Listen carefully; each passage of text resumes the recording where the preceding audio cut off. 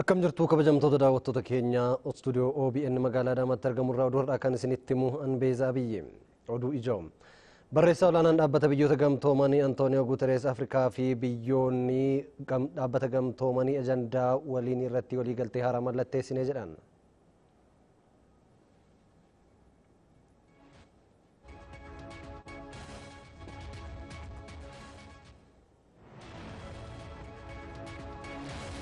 Godaantonni kaaba Giriik qubatan rakkoo midhaan nyaataaf saaxilamaa akka jiran dhaabbanni biyyoota gamtoomanii beeksise.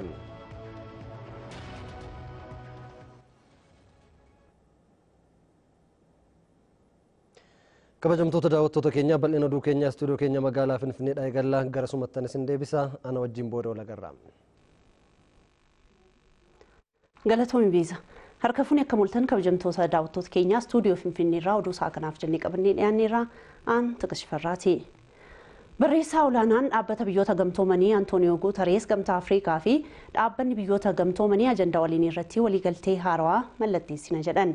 Nageenya Afrikaa mirkaneessuufis tooftaalee haarawaa baasaa jirra jedhaniiru. Namoomsa Admaasuu gabaasa dabalataa qaba.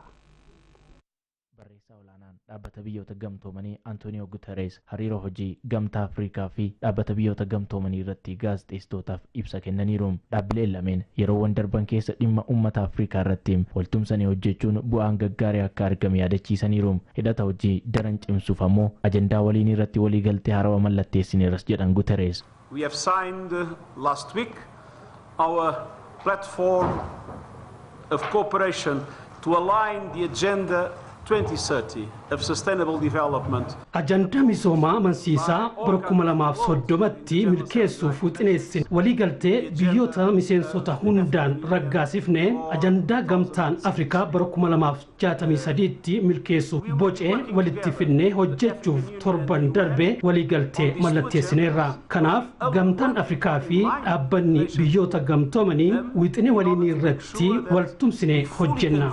Akka barreessichi dubbatanitti humni nageenyaa dhaabbata biyyoota gamtoomanii rakkoolee nageenyaa biyyoota Afrikaa hedduu keessatti mudachuun gaaga'ama jireenya hawaasummaa fi dinagdee irratti uuman hir'isuuf qooda fudhataa jira.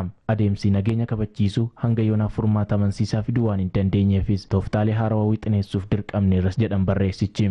Our strategy will be based on two directions. First, to seriously discuss with the Security Council, with troop contributing countries and with financial contributing countries. Malmalteen keenya kallattii namarratti hundaa inni jalqabaa sochiin nageenyaa kabachiisu Afrikaa irra deebiin akka wixineeffamu koree dhimma nageenyaa biyyoota humna waraanaa gumaachanii fi maallaqa gumaacha hunda waliin mari'achuudha. Inni lammaffaan ammoo humna waraana nageenyaa kabachiisu cimaa meeshaalee barbaachisan kan guuttatee dammaqinaan qophaa'anii sirriitti leenji'anii fi tooftaalee si'ataan lammiileerraa balaa ittisuuf kan onnatan qabaachuu keenya mirkaneeffachuudha. Akkasumas hawaasa addunyaa mararraa deeggarsa maallaqaa fi siyaasaa mirkaneessuu barbaachisa. Antooniyoo Guuterees rakkoo Afrikaa mudatuuf furmaata gaggeessummaa fi mala maltee Afrikaanota biraa dhufu jajjabeessinas jedhaniin uummanni Afrikaa humna addaa addunyaan abdatu ta'uu yaadachiisaniiru. Manni barnootaa barumsa saatalaayitii gochaa akka Afrikaatti isa jalqabaatee magaalaa Finfinneetti hundeeffame. Manni barnootaa Finfinnee International Space Education dargaggoota Oromoo lamaan jalqabame. Saatalaayitii ofii qabaachuun Itoophiyaa barnootaan cimtuu taate uumuu akka ta'es dargaggoonni kunniin himaniiru. Gabaasa dabalataaf Gabriel Zalaalam.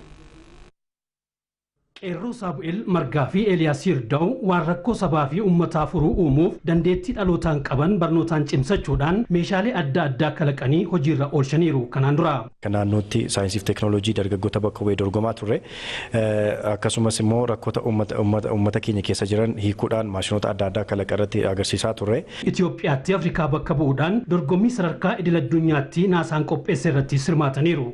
Afrikaatti isa jalqabaa kan ta'e barnoota saayinsii fi teekinooloojii saatalaayitii gocha irratti xiyyeeffatee Itoophiyaatti eegaluuf jalqabbii mana barumsaa Finfinnee International Space Education jedhamu ifa godhani. በዛ ውድድር ላይ ያው የተካሄደችው እኛ ትምህርት ቤታችንን ወክለን ፊንፊኔ ኢንተርናሽናል ስፔስ ኤዱኬሽን እና mana barumsaa keenya Finfinnee International Space Education bakka buunee dorgommii cimaa naasaan qopheesse irratti hirmaachuun kalaqni dhiyeessine fudhatama waan argateef dorgommii itti aanuuf Afrikaa bakka buunee akka irratti hirmaannuuf affeeramneerra. Hoogganaan ejensii misooma saayinsii fi teekinooloojii Oromiyaa Dr. Taayisaa Qabaam hundeeffamni mana barumsichaa saatelaayitii ofii qabaachuudhaan kalaqaan maqaa guddaa biyyattiin duraan qabdu deebisuuf bu'uura ta'uu himani. Akka sabaattis akka biyyaattis jabaatanii hojjechuu irraa kanaaf filannoof murtoo dabraan qabaannu. Kana keessatti ijoolleen kun cimina akkasii qabaatanii, jabina akkasii qabaatanii, ogummaa akkasii qabaatanii lammii keenyaaf dhaabbanna jedhanii dhufuun isaanii baay'ee nama gammachiisudha. Saatalaayitiin hojii miidiyaalee dabalatee qonna, geejiba, raag haala qilleensaa fi qaroomina kanneen biroo bu'uura ta'uu himaniiru.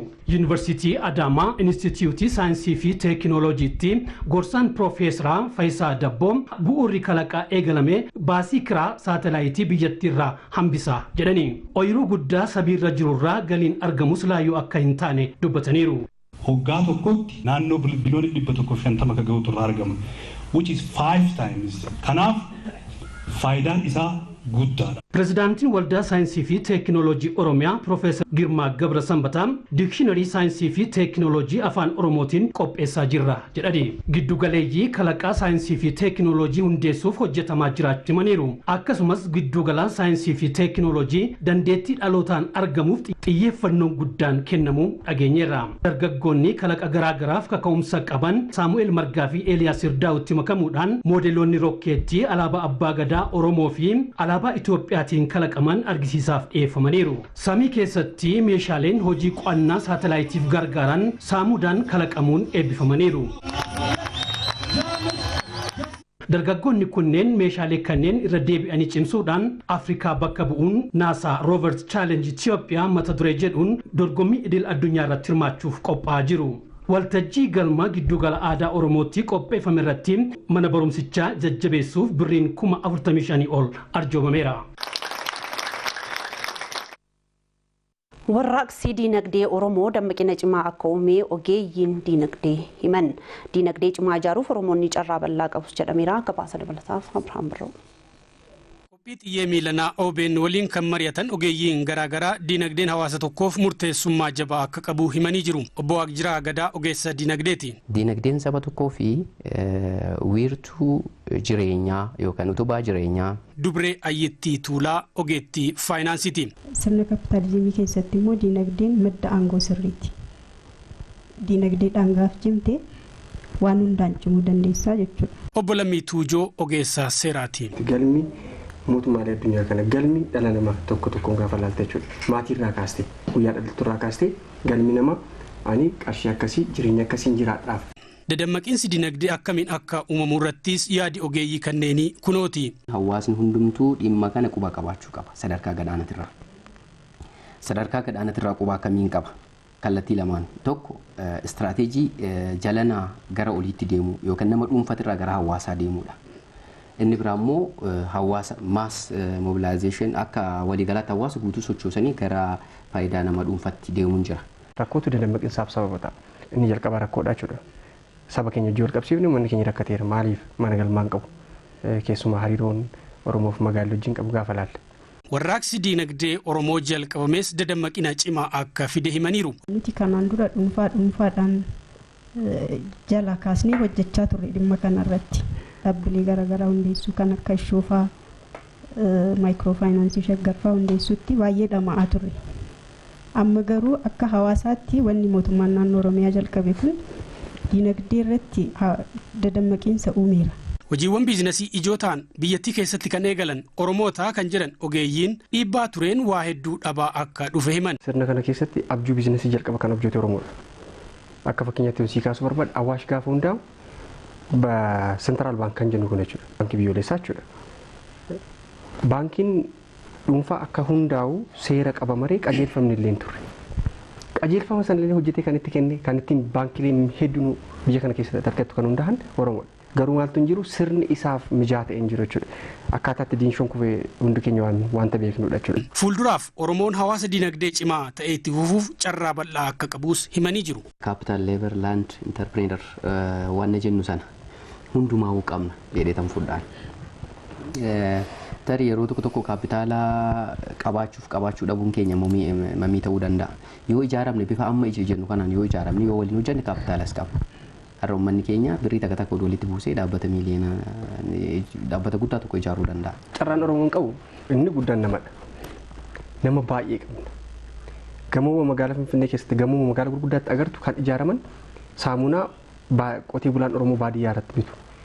Biiraa qotee bulaan Oromoos ta'e hojjetaan Oromoo kan jennu kun dhugu. Uffata inni uffatu. Walumaa galatti waan inni fayyadamuun gamoo magaalaa kana keessatti ijaarama jechuudha. Qabeenya uumaas baay'ee qabna. Namas qabna. Amma immoo sirnas horachaa jirra. Egaan kabajamtoota daawwattoota keenya oduun istuudiyoo Finfinneetii qabanii dhiyaannee kanumaa gara beezaatti isin deebisa turtii gaarii. Tigistiin guddaa galateeffachaa oduuwwan bira jiran itti fufaa. Carraa hojii bal'aa dargaggootaaf uumuuf sektoroonni qooda fudhattootaa qindoominaan hojjechuu akka qaban sadarkaa pireezidentiitti aanaatti hoogganaan biiroo magaalaa fi misooma manneenii Oromiyaa Obbo Abdullaaziz Muhammad waamicha dhiyeessan. Leenjiin qooda fudhattootaaf magaalaa Adaamaatti kennamaa ture xumurameera. Tamasgan Mulaatuu bal'ina isaa akka ta'anutti qopheesseera. Leenjii fi gamaagamni raawwii ji'oottan jaha eejensii carraa hojii uumuu fi wabii nyaata magaalota Oromiyaa caasaalee eejensichaa hundaaf magaalaa Adaamaatti kennamaa ture xumurame. Rakkoolee sektaricha keessatti gama maraan mul'atan furuun hojiin jajjabeessaa wiirtuulee tokko biratti mul'ates bakkeen biroottis babal'achuu akka qabu dhaamame. Sadarkaa pireezidentiitti aanaatti hoogganaan biiroo misooma magaalaa fi manneenii Oromiyaa Obbo Abdullaaziz Muhammad caasaalee eejensichaa fi qooda fudhattoonni qindoominaan dargaggootaaf carraa hojii bal'aa uumuu qabu jedhan. Hojiin kun hojii sektara tokko duwwaadhaan hojjetamuu miti. Hojii qindoomina cimaa gaafatudha. Hojii xiyyeeffannaa guddaa barbaadu halkanii guyyaa fiiguudhaan qindoomina cimaa uumuudhaan hojii hojjetamuu qabudha. Hojii kana keessatti qooda fudhattoota baay'eedha kan jiran. Qooda fudhattoonni kun sadarkaadhaan naannoorraa kaasee akkaataa barbaadamu saniin walitti dhufanii hundumtuu gahee isaa fudhachaa gahee waliiniitis qooddatanii hojjechuudha kan gaafatu. Kana malees dargaggoonni hojii jalqabuuf maallaqa liqiidhaan fudhatan sirnaan itti fayyadamuudhaan deebisuun dargaggoota biroofis akka carraa hojii uumuu taasisuu keessatti qooda isaanii akka bahanis himan. Daayirektarri olaanaa eejensii carraa hojii uumuu fi wabii nyaata magaalota Oromiyaa Obbo Awwaluu Abdii gama isaaniitiin caasaaleen eejensichaa beekumsaa fi ogummaa leenjii kanarraa argatan qindeessuun karoora bara kanaaf qabame galmaan ga'uu keessatti hojii isaanirraa eegamu ba'uu qabu jedhan. Namoonni waltajjii kana irratti hirmaatan tokkos leenjichi hojii isaanii gara fuulduraatti qulqullinaan akka hojjetaniif kan isaan gargaaru ta'uu himan. Muuxannoo argadhe sana keessattuu ilaalcha dargaggeessa aanaa keenya keessa jiru jijjiirreetiniin wanta salphaarraa wanta guddaa hojjechuu akka danda'amu bareen jira. Carraa hojii dargaggootaaf uumuutiin kutannoon naannoo Oromiyaa keessa jiru fakkeenya ta'uu ejensiin carraa hojii uumuu fi wabii nyaataa magaalota federaalaa beeksise.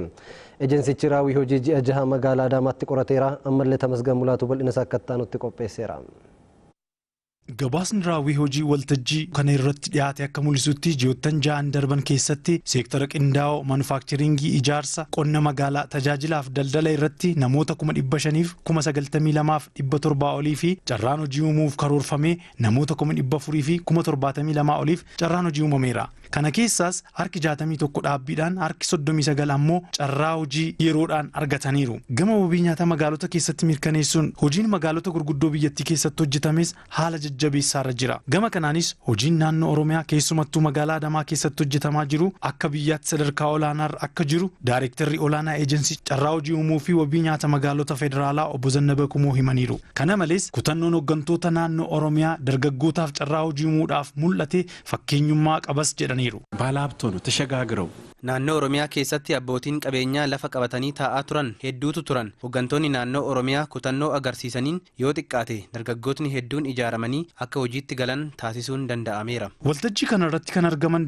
deetaan ministeera misooma magaalaa fi manneenii aadde Hiruut Biraasaa raawwiin seektarichaa yeroo wal fakkaataa kan bara darbee wajjin yeroo wal bira qabamu harka 13 caalmaa qaba jedhan. Hojii dhabaa kan ta'an dargaggooti keenya baay'inaan yuunivarsiitii keessaas kan ba'aniif kallattii garaagaraan kan jiran kan qulqullinaan galmeessuu irraa qabee adda baasanii calaluudhaan leenjii barbaachisaa ta'es kennuufiidhaaf fi haal dureedhaaf qophii barbaachisu hunda taasisuudhaan hojiin gama kanaan hojjetame yeroo kamirrayyuu fooyyee kan qabu ta'uu isaati kan ilaalle akkasumas carraan hojii akka argamu taasisuu wajjiniinis seektara dhuunfaadhaa fi seektara qindaatiin hojiin gaarii kallattii garaagaraa raawwatamaa ture jira.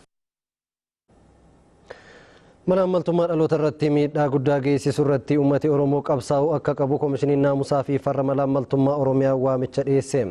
Guyyaan Farra Malaamaltummaa addunyaa naannoo Oromiyaatti yeroo 12ffaaf kabajameera. Habtaamuu Saamu'eel dabalata qaba. Uummata keenya nagaa hojjennu nu haa godhu.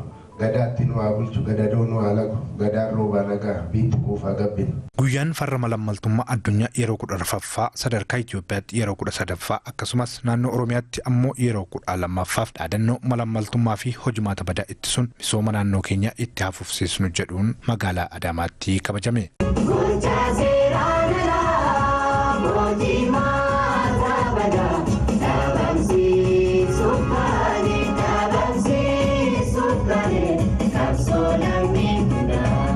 Kabajni guyyaa kanas duudhaa Oromummaa bakka itti deebisuuf jedhan Koomishineerrii Koomishinii Farra Malaamaltummaa Oromiyaa Abbabee Kabbadee.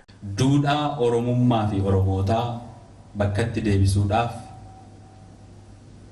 sababa mana hojii kanaatiin hundi keenya akka tokko taanee tumsuun fila. Koomishinichatti haaromsaan booda qorannoo wayyaakkaa qoratee seeratti dhiyeessuu dhaloota egeree naamusa gaarii qabu horachuu fi hirmaannaan uummataa jiru jalqabbii gaariin jiraachuunis himameera. Malaamaltummaan uummata Oromoof adi maleedha jedhan Koomishinar Abbabeen. Yeroo hunda dhaadannoon keenya waan hin malle argachuun adi malee karaa jedhuun of keessatti akka deebi'anii ilaalan dhimmi kun cubbuudha jedhanii akka ilaalan taasifamaa dhufeera. Pirezidaantiin mana murtii waliigalaa Oromiyaa obbo Addisuu Qabbaneessaas malaamaltummaan guddina biyya quucarsaa jedhan. Rakkoo harka keenya keessa jiru, diina keessoo keenya jiru malaamaltummaa irratti haaluma amma jalqabneen tokko taanii kanarratti si oduulle malaamaltummaa xiqqeessuu fi malaamaltummaa dhaabsisuu hin dadhabnu. Mariin paanaalii hojiiwwan Koomishinii Naamusaa fi Farra Malaamaltummaa naannoo Oromiyaatiin hojjetamanis dhiyaatee irratti mari'atame. Hirmaattonni waltajjichaas galtee hojii kanaaf kan ta'u yaada isaanii dhiyeessaniiru. Hojii nama jalqabne kun haa xiqqaatus hojii gaariidha. Kana caalaa garuu yoo bal'isnee deemne biyya booru korraapshiniin keessatti baay'ee xiqqatee fi fakkeenyummaa qabdu uumuu hin danda'amu. Hojimaata keenya ilaallee qaba hojimaanni qabu san yoo kan duuchinu ta'ee wanta kana waan baay'ee fooyyessuu dandeenya. Seektara biraa iddoo saaxilamoon taane keessaallee caasaa walqixxee jira. Caasaa walqixxee jira. An achirratti xiyyeeffannaa addaatiin hojjenne. Hojiin kun hojii koomishinii kana duwwaa ta'uu waan hin qabaanneef. Kabajni guyyaa kanaa hanga gurraandhala 15tti itti fufa. Hayyoonni gadaa Booranaa sirna gadaa guddisuuf cimnee hojjechaa jirra jedhan rakkoolee ardaa jilaarraa gahaa jiru furamuu akka qabus gaafataniiru. Ardaalee jilaa kunuunsuun sirna gadaa daran beeksisuu irratti hojjetamaa akka jiru waajjirri aadaa fi turizimii godina Booranaa beeksiseera. Shamsuuddiin Huseen bal'ina isaa akka ta'anutti qopheesseera.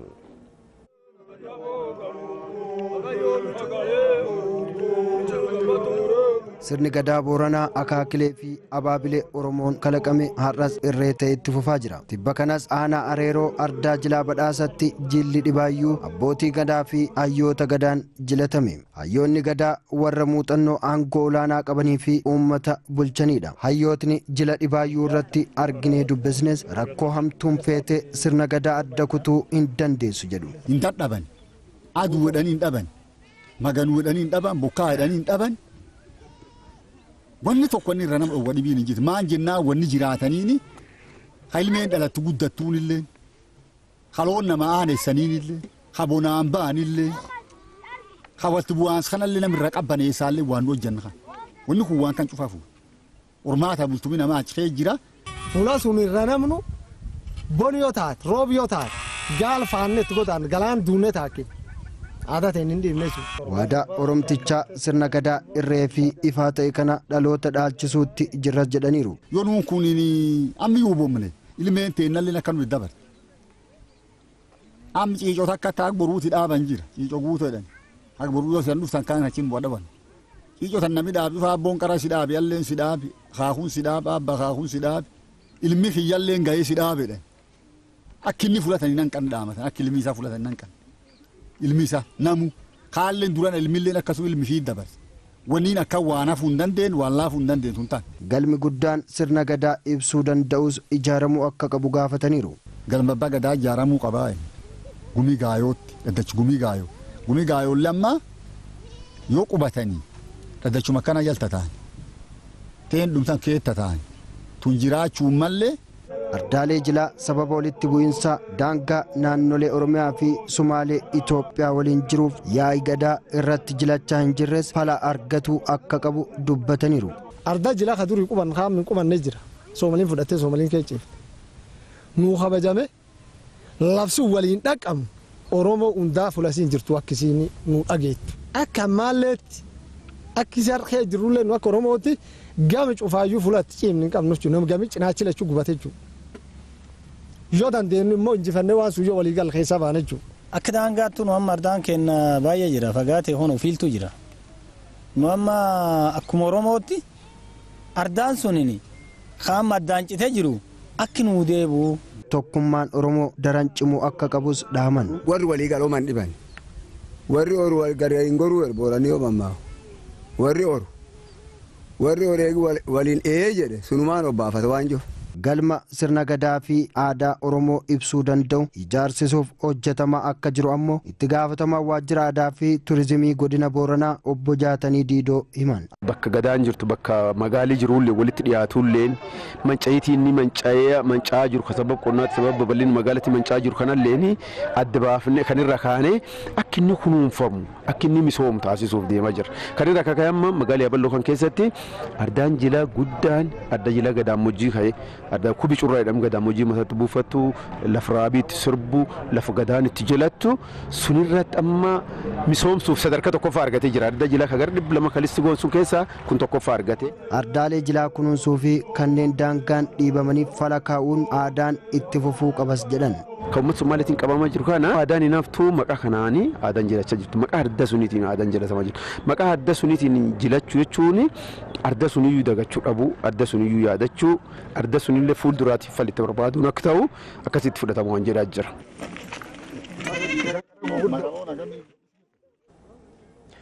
Rakkoo daandii magaalaa Adaamaa furuuf hojjechaa jira jedhee bulchiinsi magaalaa Adaamaa. Magaalichatti daandiin cirracha sadarkaa isaa eeggate birrii miiliyoona 100 fi miiliyoona 18 hojjetamaa jira jedhameera. Fayyeeraa Fufaa bal'ina duukan akka itti qopheesseera. Magaalaan Adaamaa giddugala daldalaa fi koonfiraansiiwwanii ta'uu isheerraan kan ka'e guyyaatti imaltoonni 40,000 ol ta'an magaalatti galanii kan ba'an ta'utu himama. Kun ammoo dhiphinni tiraafikaa akka uumamu godheera.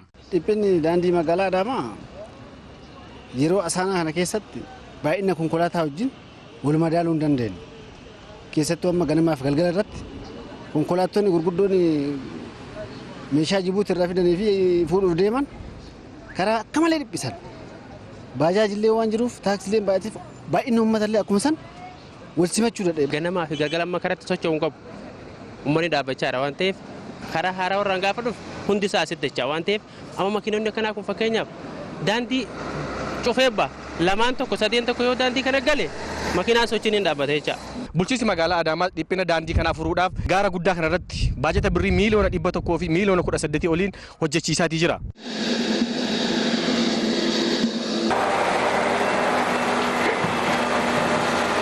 Bulchiinsa magaalaa Adaamaatti abbaan adeemsa hojii misoomaalee bu'uuraa obbo Xilaahun Dajanee kaayyoon ijaarsa daandii kanaa dhiphina tiraafikaa magaalittii furuufi jedhu. Konkolaataa gurguddaa magaalaa keessa waan deemuuf kana tiraafikii kana naannoo kanaan daayivarti gochuun barbaachisummaa waan ta'eef bulchiinsi magaalaa sochiisaa jira. Daandicha kan hojjechaa jiru dhaabbata biyya keessaa dhaabbata ijaarsa waliigalaa Anwar Said jedhamudha. Hojiin daandii kana qormaatawwan hedduu qabaatus qulqullina jedhameen hojjennee yeroo jedhameen asitti xumuruuf hojjechaa jirra kan jedhan abbaa qabeenyaa fi hojii gaggeessaa dhaabbatichaa Injiinar Anwar Said. Yeroon kennameef bultii waggaa lama yookiin guyyaa 700 ture warra jalqabnee amma ja'a torbaaf deemna. Ja'a torban kana keessatti parsantii 65 irraan geenyeerra. Quality eegameen yeroo itti tilmaamni qabeen duratti fin'ee haala gaariin tajaajila uummata keenyaatiif hin geessifne hin qaqqabsine jennee yaadaatti dalagaas jirra jechaadha. Daandiin haaraa kun gaara guddaa magaalaa Adaamaa marsee jiru irratti kan hojjetamu yoo ta'u diizaayinii irraa eegalee guutummaan hojii isaa ogeeyyii biyya keessaan hojjetamaa jira kan jedhan ammoo adde Adaanech Abeebee kantiibaa magaalaa Adaamaati. Daandiin kun bajata magaalaa Adaamaatiin kontiraaktarootuma naannoo magaalaa Adaamaatti hojjechaa turani mo'atameetoo hojjetamaa kan jirudha. Kun hiikaa guddaa qaba. Tokkoffaa hiikaa guddaa qaba waggaa jennu sadarkaadhuma magaalaa Adaamaatti daandii akkanaa hojjisiisuu danda'uun humni raawwachiisummaa magaalichaa dabalaa dhufuusaa bajataanis ogeessaanis ogummaadhaanis dabalaa dhufuusaa kan agarsiisudha. Daandiin kun yeroo hojjetamee xumuramutti al tokkotti konkolaataawwan ja'a wal bira dabarsuu kan danda'u ta'uun isaa ammoo daandilee biroo magaalichaa irraa adda isa godhaa jedhan adde Adaanech. Kanarratti amma daandiin kun waggaa hojiirra oolu tokko laayinii lamaanuu kan immoo sarara lamaanuu yeroo tokkotti konkolaataa ja'a keessummeessuu danda'a. Kallattiidhaan achiin bahuun hin danda'ama. Kallattii gara jahaatiin daandii sanitti immoo bahuun hin danda'ama magaalaa keessa. Kallattii gara jahaatiin daandii sanitti bahuun hin danda'ama. Daandii sanitti link roodii gara jahaa ta'u kan daandii san wajjin wal qunnamsiisu magaalaa keessa bahuu hin qaba jechuudha. Kanaafuu dhiphina tiraafikaa gidduu magaalaa jiru hinika kun immoo hawaasummaa irratti gahee guddaa taphata. Hawaasni magaalaa Ciroo Oromoota qeerraa buqqaaniif birrii miliyoona 2.100 walitti buusuun galii gochuusaa miseensi koree deeggarsa lammiiwwan kana kan magaalaa Ciroo beeksiseera. Muhammad Usmaan dabalata qaba. Lammiiwwan Oromoo naannoo Somaaleetti miidhaan irra gahee buqqaaniif simannaa irraa eegalleetti deeggarsa barbaachisu taasisaafii jirraa jiran. Deeggarsa kana cimsinee itti fufuudhaanis sochiiwwan yeroo ammaatti hawaasnii fi mootummaan waliin ta'uudhaan lammiiwwan kana jireenya waaraaf qubsiisuudhaaf taasisaadhaa jiran tumsuudhaaf dhiyeenyumatti buusii maallaqaa qarshii miliyoona 2.100 walitti qabuudhaan lakkoofsa herreega baankii deeggarsa kanaaf qophaa'etti galii taasisanii jiraachuu miseensi koree deeggarsa lammiiwwan kanaa kan hawaasa magaalaa Ciroo obbo Muhammad Nuur Ahmad himaniiti jiru. Deeggarsi kunis itti fufaadhaa jiran. eegala malee hanga ummanni keenya qabuqqee kun mana jaarratanii jireenya mataa ifii jiraatanii isaanillee rakkataa gargaaruudhaaf carraa argatanitti gargaarsi keenya itti fufa jechuudha. Kutaaleen hawaasaa godina Iluu Abbaa Boraa Aanaa Diiduutis deeggarsa dhiyeessiiwwan adda addaa kan qarshii 200,000 fi 50,000 olii taasisaniiti jiru. Kan yeroo ammaatti hawaasnii fi mootummaan lammiiwwan kana jireenya waaratti ceesisuudhaaf qubsumaaf deeggarsa taasisaadhaa jiran dabalatee tumsa eegalle gama hundaa cimsineet itti fufnaa jiran. Namoonni hawaasa Aanaa Deeduu bakka bu'uudhaan deeggarsa fidan. Deemsa kiiloomeetirii 1,000 ol deemnee as dhufnee armaa as geenye jirra. Lammii keenya ilaallee ijaan agarree iddoo isaan jiranitti immoo ijaan laallee isin duukaa jirraa jajjabaadhaa isiniin jedha jechuudhaaf dhufne jechuudha. Oromoon daangaa amma daangaatti waliin tokkummaa isaa cimsatee yeroo inni itti ka'ee socho'aa jirudha jechuudha. Deeggarsa keenyas amma dhumaatti amma lammiileen keenya of danda'anii dhaabbatanitti deeggarsi keenya kan itti fufu ta'a jechuudha. Kun jalqaba malee itti fufnaa jechuudha deeggarsa keenya kan agallee. Baadiyyaa kaabaa kibbaan lammiin keenya tokkoome lammii keenya rakkina keessa jiru kana baasuudhaaf duddubattee akka hin jenne deeggarsi kun immoo kanaan dhaabbata osoo hin taane gara fuulduraatti rakkoo kana keessaa baasuudhaaf duddubatti kan hin jenne ta'uudhaaf.